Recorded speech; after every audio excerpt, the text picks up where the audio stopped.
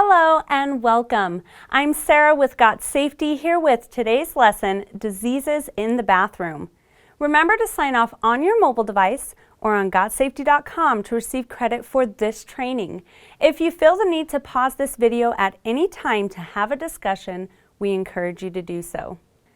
Bathrooms carry bacteria and viruses, all of which can cause illness and many of which can lead to death.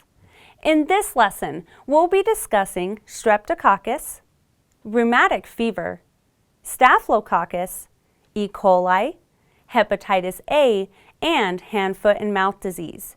These are only some of the many diseases and infections that one may acquire in a bathroom or washroom if proper steps are not taken.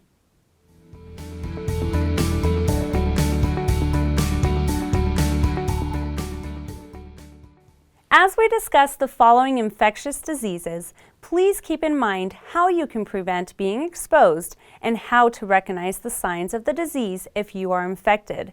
First is Streptococcus. Symptoms include strep throat, severe pain and swelling, and fever. You may also recognize toxic shock syndrome if you experience the following: high fever, vomiting, diarrhea, muscle aches, low blood pressure, shock, or death.